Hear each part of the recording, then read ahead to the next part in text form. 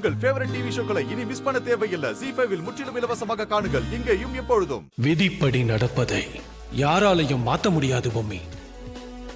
இப்ப ஆபத்துல இருக்கிறது ராணி இல்ல, ராணியோட வயித்துல இருக்கிற தசவதானி குழந்தை.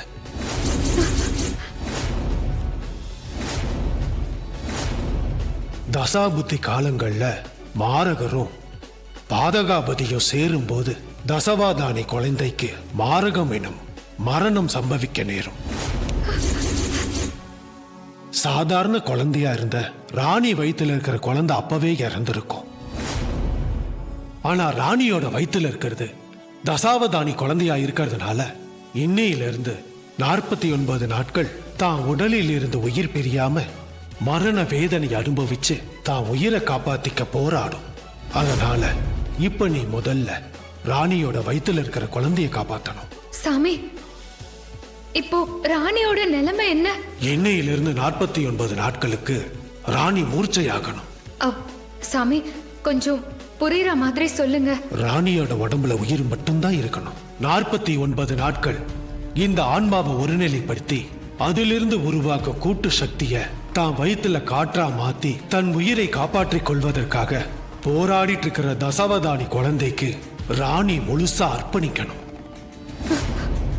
அப்படி அர்ப்பணிச்சா மட்டும்தான் 49 நாட்கள் கழிச்சு 2 உயிர்களும் இந்த பிரபஞ்சத்தில் இயங்கும்.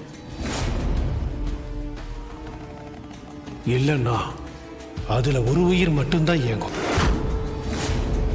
ராணி கிட்ட இந்த விஷயத்தை சொல்லி 49 நாட்கள் மனசை ஒருநிலைப்படுத்துகிற தவ நிலைக்கு அனுப்பணும்.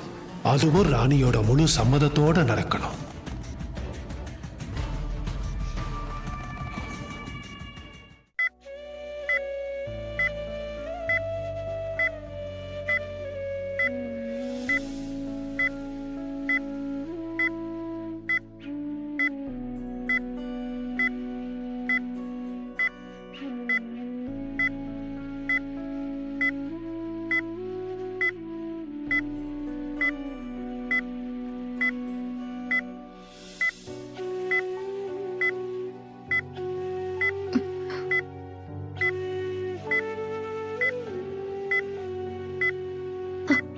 அக்கா,